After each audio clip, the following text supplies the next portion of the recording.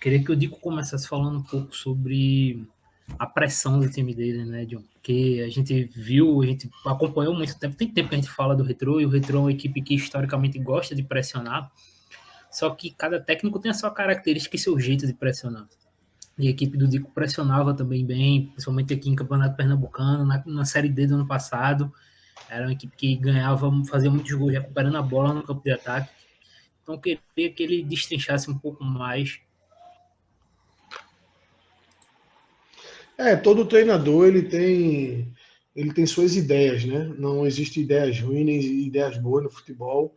Tem treinadores que vão ser campeões jogando com linha baixa, tem treinadores que vão ser campeões jogando com linha alta. Eu realmente penso que o futebol ele tem que ter essa intensidade, né? Ele tem que ter essa linha alta, ele tem que pressionar, os jogadores têm que pressionar o mais rápido possível depois da perda da bola. É lógico que nem sempre isso é possível. Às vezes as equipes te empurram para trás, às vezes as equipes conseguem fazer uma transição defensiva muito interessante e você não consegue, naquele primeiro momento ali de perda da bola, fazer uma pressão efetiva e aí começa a levar contra-ataques, né? Começa a não fazer uma transição defensiva boa e o adversário começar a transitar ofensivamente de maneira muito efetiva, e aí você tem que mudar, tua equipe tem que ser capaz de fazer essa leitura e entender que não está conseguindo pressionar, mesmo uma pressão bem treinada, às vezes o adversário está no dia bom ou também não conseguiu antecipar os teus movimentos, mas eu entendo que essa é a melhor maneira, assim que você perde a bola, fazer uma boa pressão, tentar retomar essa bola no campo de ataque, tentar retomar essa bola no mais rápido possível para pegar o teu adversário de surpresa, né? Pegar teu adversário saindo, acreditando que pode te pegar de calça curta, vamos dizer assim, e você é que surpreende ele. Então, essa é a ideia, né, que eu tenho para esse momento de transição defensiva, onde a gente perde a bola e tenta fazer a retomada no mais rápido possível, principalmente de preferência no campo de ataque, porque aí você está mais distante do seu gol, mais próximo do gol adversário. Então, esse é um pensamento que eu tenho, né? Batia muito com a ideia lá também do pessoal do Retrô, né? Que já na base já pede muito isso. Então, eu falo que o sucesso que eu tive à frente do Retrô é porque, além de toda a estrutura, além de toda a competência que a gente teve na montagem da equipe, deu muito certo também as ideias que a gente tinha, né? Elas convergiam para o mesmo lado, vamos dizer assim, né? Com o jogar, ter o máximo possível da bola, ter transições ofensivas e transições defensivas agressivas, tentar jogar no campo de ataque do adversário, fazer uma pressão forte, uma pressão alta. Então, assim, são ideias que estão no DNA do Retrô e que batia, né? Convergia com a mesma ideia que eu tenho de futebol. Então, quando a gente tem estrutura e tem tempo, né, e pode escolher os jogadores com essas características para poder fazer esse tipo de trabalho, para mim, vai ser sempre a melhor ideia. Pode ser que amanhã eu mude, mas hoje é o que eu penso de mais efetivo para quando a gente perder a bola e no momento também até de organização defensiva, mas tentar marcar o mais alto possível e fazer uma zona, mas uma zona pressionante, né? Onde os jogadores que estão naquele setor ali realmente incomodem quem está com a bola e cria um constrangimento em relação a tempo, né, em relação a espaço, para que os jogadores não tenham tempo de pensar e tomar a melhor decisão. Dico, eu vou entrar já já numa questão do que você falou bastante, né? Tocou bastante sobre a periodização tática, essa influência que você teve tanto do Nilson, que também é outro adepto, e também do auxiliar do Mourinho, né? Mas entrando nesse aspecto da pressão alta, né? Me chama muita atenção como eram os gatilhos, né? Você tinha ali o Fernandinho, com 37 anos, sendo uma peça importante, né, num gatilho de subida de pressão. Você também tinha o Giva, que era um jogador que tem uma boa capacidade e uma resistência de também pressionar, né? Tem uma passada larga, né? Queria saber como é que era isso no dia a dia, né? Como é que você buscava montar isso no dia a dia para estabelecer esses gatilhos? Como é que era esse pormenor nos treinamentos, né? Como é que, tipo assim, o passe para trás você já tinha que subir a pressão, mas você tinha alguém em específico que era o cara que orientava, que chamava os outros atletas que estavam atrás da linha da bola a também subir? Explica um pouquinho para a gente.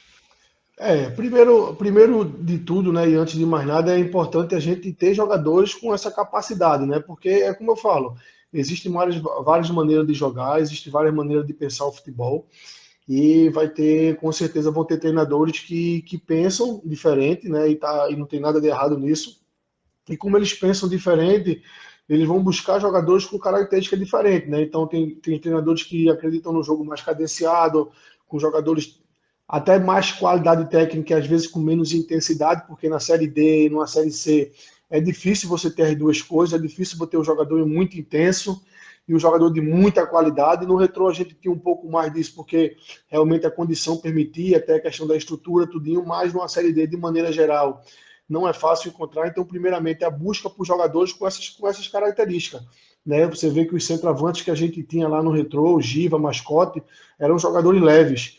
A gente não tinha aquele 9 de área mais pesado, eram jogadores com capacidade de pressionar, né? Então, jogadores que muitas vezes até jogaram de extremos em outras equipes. Então, primeiramente, esse momento de escolha é importantíssimo. Segundo, em alguns momentos, a gente já incomodava para que nem houvesse gatilho de pressão, na verdade, eu colocava dois jogadores próximos à grande área, né? Eu subia geralmente o 9 e o 10, fazia com que os dois extremos ficassem abertos nas laterais também, impedindo que a bola saísse pelas laterais.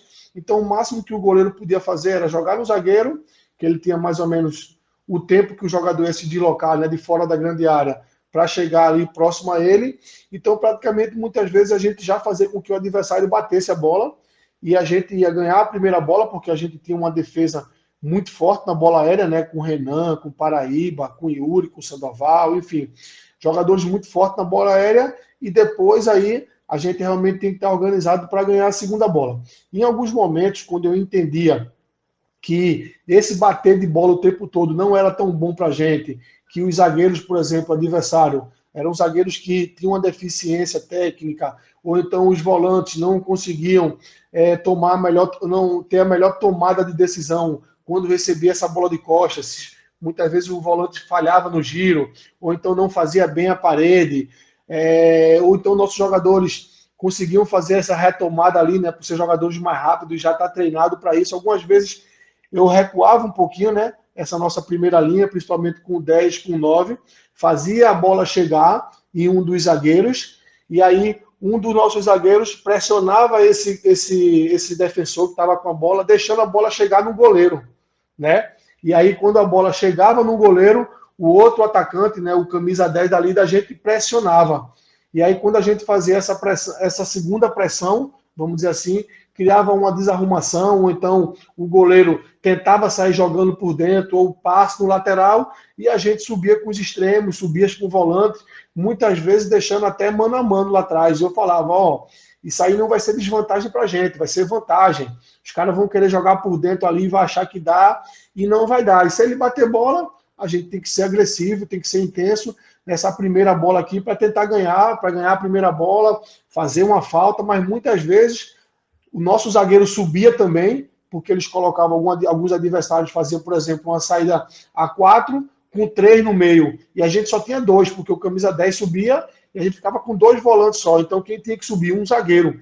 O zagueiro subia para criar igualdade, para ter os encaixes da marcação no meio, e ficava 3 para 3 atrás. Ficava um zagueiro da gente com 2 laterais, com 3 atacantes do adversário. E a gente tinha que ser agressivo.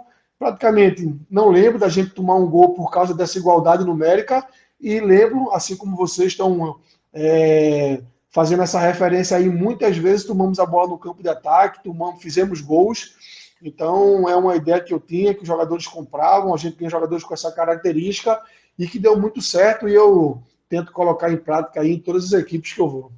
O Martelotti, né, Popoto, quando veio aqui também no podcast O Campo Fala, ele enalteceu, né, o legado que você deixou, né? Ele disse, cara, muitas coisas que eu gosto de ver na minha equipe já existia no Retrô, né? Então, a gente viu que o Dico deixou um bom trabalho, essa pressão alta eu gosto, então eu mantive. Então, ele só foi meio que tocando muita coisa, claro, né? Depois colocando um pouco mais da sua cara, mas muita coisa permaneceu, né, Popoto?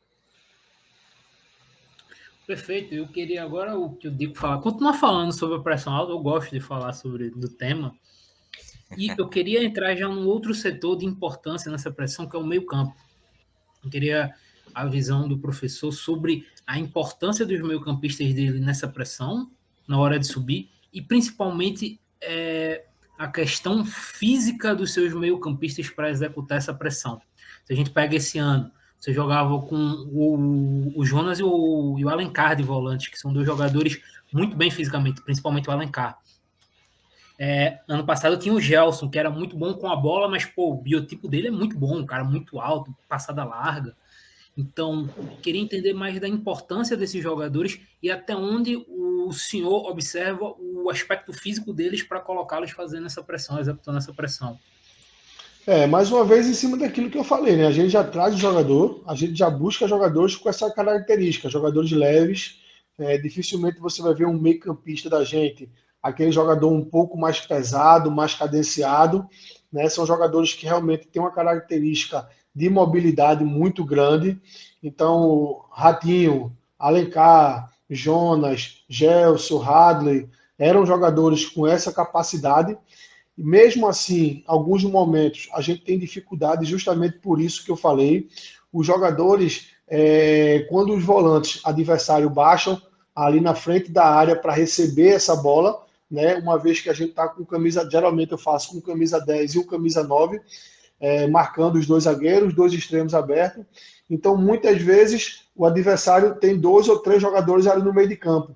Então, os nossos volantes, se não forem bem treinados, não forem bem estimulados, eles preferem que essa bola entre ali por dentro, ou então eles têm receio, né, de a bola entrar nas costas deles, ou então o zagueiro ou o goleiro fazer uma bola longa e eles terem que voltar correndo.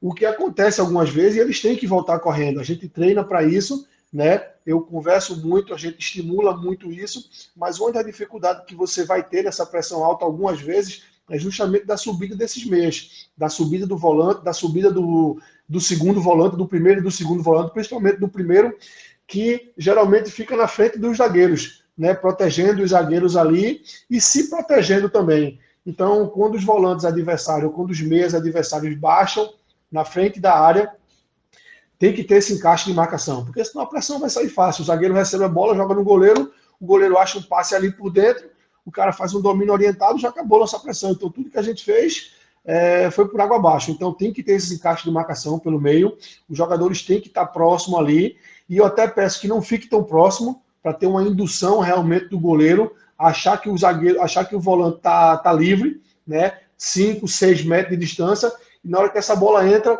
o jogador subir forte para fazer esse encaixe, para fazer essa pressão, induzir o erro. Muitas vezes o meia ou o volante adversário quer dominar essa bola, é quando a gente chega e toma, ou então eles querem fazer um giro, a gente faz a retomada também. Então, é isso que eu peço, é isso que eu treino, é isso que eu estimulo. Não é fácil, né? Algumas vezes dá errado, a equipe tem que estar pronta fisicamente e mentalmente para correr para trás e entender que algumas vezes a equipe adversária vai sair, isso é normal, mas que a maioria das vezes, assim como em toda a pressão alta, bem feita, você vai tirar muito mais vantagem em jogar próximo do campo adversário, em encurtar o espaço, em fazer uma pressão alta, você vai tirar muito mais vantagem do que desvantagem. Quando acontecer, igualmente, por exemplo, quando você sai jogando.